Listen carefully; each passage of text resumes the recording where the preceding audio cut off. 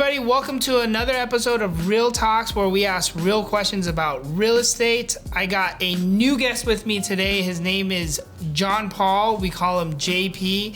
He is also my new business partner. And the cool thing about this is he actually does loans. So today we're going to talk a little bit about loans. What are they? What different types there are? I think one of the big misconceptions is people always think you got to have 20% down to purchase a property. But we know that's not true, so we're here to educate you about that. There is a loan out there called the FHA, and it doesn't require 20% down. Can you explain a little bit about what the FHA loan is? Sure. So and pros and cons to it. Yeah, I could definitely help you guys out with that. So an FHA loan stands for Federal Housing Administration. So it's a government-backed loan, right? And when people say, I want the first-time homebuyer program, a lot of times they're referencing that loan. It's less restrictive as the conventional loan, right? So what I mean by less restrictive is it allows people with lower FICO scores to get into a home.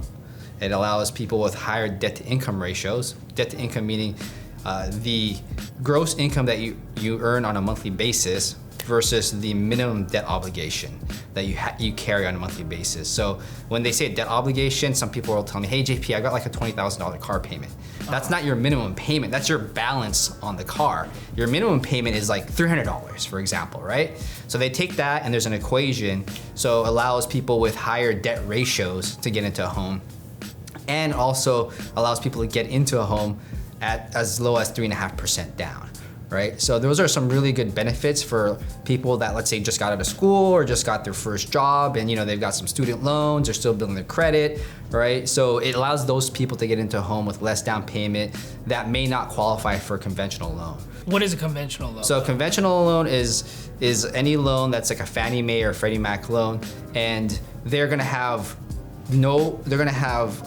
what you call, and a conventional loan, like a lot of people mistake that you have to put 20% down, but you don't have to also put 20% on a conventional loan. It's just that you are gonna need higher FICO scores than an FHA loan, right? You're going to need a lower debt to income ratio than an FHA loan. So like, if we can maybe just do a quick comparison. So like minimum FICO score FHA versus minimum FICO score on conventional, like what are we talking about? Okay, so that's a really great question. Okay, so this is where things kind of like get really tricky, and it's always best to have a professional look at your scenario. That's this guy. Yeah, so thanks. So the way it usually works is that, okay, the minimum FICO scores fluctuate all the time, right? Because depending on the market, lenders are gonna start changing the minimum FICO score. So let's just say, for example, the minimum FICO scores FHA loans is like 590, right? It goes that low? You can get down that low, right? So you can get down to 590, 580, right? But you remember, the lower the FICO score, the higher the interest rate, right? Got it. So now let's say, for example, on a conventional loan, you can probably get into a home at 680, right? Now what the tricky thing is when you're looking at loans is which lend at FHA or conventional, is the interest rate gonna be better at a 680 FICO score at a conventional loan, 3.5% down, or does it look better FHA? You see, so each loan program is gonna have different pricing. So you have to look at the client's whole financial profile. Okay, they're gonna look at their income, their FICO scores, what assets they have available, and then the broker or the lender is gonna make a decision to see, okay, what loan product's gonna be best for this specific client, right? So I may say, hey, you know what? Okay, you don't have the 20% down. Okay, maybe I can put you in a conventional loan, 3% down. You've got high FICO scores, you have low debt to income ratio. That might be a better loan program for you. So it's really varying factors that have to be looked at to figure out what loan program is going to be best for each particular client. And how long would it take you to like analyze this? If the client can it depends on how quickly the client gives me the forms, right? Yeah. So right now, to be honest, because of the workload that our office has, it takes us about 3 business days. We always tell clients 3 business days turn time to get the review. So what happens is we get your financial documents, we run your credit report, we look at your FICOs and your pay stubs and your bank statements, and after that's done, it takes us about 3 business days, right? But honestly, we get it done in about a day. Got it. Yeah. Any other like pros and cons versus like FHA versus conventional? Like, are the fees higher, like one way or the other? interest rates are higher? I mean, given like everything else is like standard. Okay, so that's a really good question too. So the big difference between conventional and FHA loans is on an FHA loan, you have two things called upfront mortgage insurance, right? And then a monthly MIP, monthly insurance premium, right? And so think about it this way. Since let's say, for example, there's higher debt to income ratios for myself, right?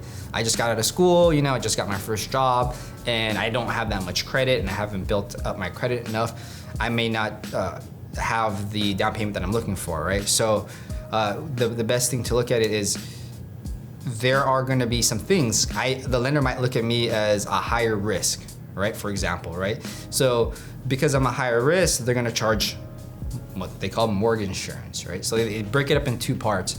There's an upfront mortgage insurance, which is a percentage of the loan amount. So let's say the loan amount's $100,000, and it's 1.25%. So you take. Is that standard? It's flat. Yeah, standard 1.25. So it doesn't vary. It doesn't vary. Okay. It does not vary. So FHA is 1.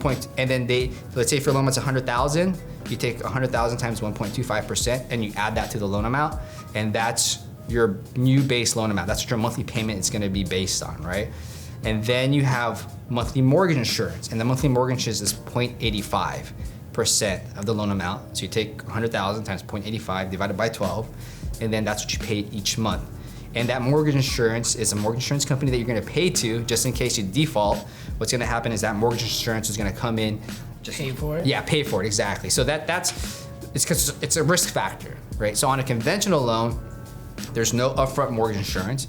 So let's say you're buying a $200,000 home. You put $100,000. Your loan amount is $100,000. You're not adding anything more to that $100,000 loan amount, right? And then the other thing too is the mortgage insurance is going to vary, right? So if you put more than 20% down, you won't have mortgage insurance. Now, the less you put down, there's like a formula that's already pre-calculated to based on FICO scores and how much you're putting down, what your MI is going to be. Got it. So, for example, it could be lower than 0.85, right? Or it could be actually higher than 0.85. So the thing is, your lender is going to have to look at your financial profile and figure out, okay, what loan's going to be best for you. So the best thing is call someone to give you an idea. Just kind of just ran through my head. Now, if I run my application with you and let's say another application with another lender, are they going to come to the same conclusion? Almost. Or is there a way that one person's going to look at the deal compared to another person? Well, I think the best way to put it is, for the most part, numbers are numbers, right? They're pretty straightforward. Now, there could be other lenders that can go out and say, hey, I could do this loan, and they really can't. It's also a matter of opinion. So like, it's the same thing as a realtor. A seller might ask me, hey, JP, take a look at my property. I might come with a different value than Mr. Kevin Kwan might, right? And also, each lender has their strengths too, depending on what loan programs they have. So I'll give you an example. I may be really good on conventional, loan products that are under a certain loan limit. Another lender might be really good in jumbo loan products, right? So, yeah, we can look at it differently. The difference is, as a broker, the great thing is we can take a look at your loan product and kind of figure out what lender is going to work best for you. So if you want to shop your loan, so let's say Bank of America says, no, you can't do this loan, then you have to go to the next lender. But tendency is their numbers, and numbers are numbers. But yes, one guy might say something different versus another person, and you might want to get a second opinion. Anything else maybe on FHA loans? No, I think we should know about? I think I covered it pretty well. Just I want everybody to know that just because they say, hey, you want to put FHA loan 3.5% down, and it sounds like a really low down payment. But if you have really great FICO scores and things like that, maybe we can do conventional 3% down. So it really just comes down to crunching the numbers. Exactly. What's going to work best. Just, you have to have someone look at it, analyze it, and then say, hey, this is what's going to be best for you. Cool. That's really good questions. Awesome. Well, thank you, JP, for being on the show with us today. As always, if you guys have any questions, comments, concerns, drop them in the comments below. And don't forget, smash that like button.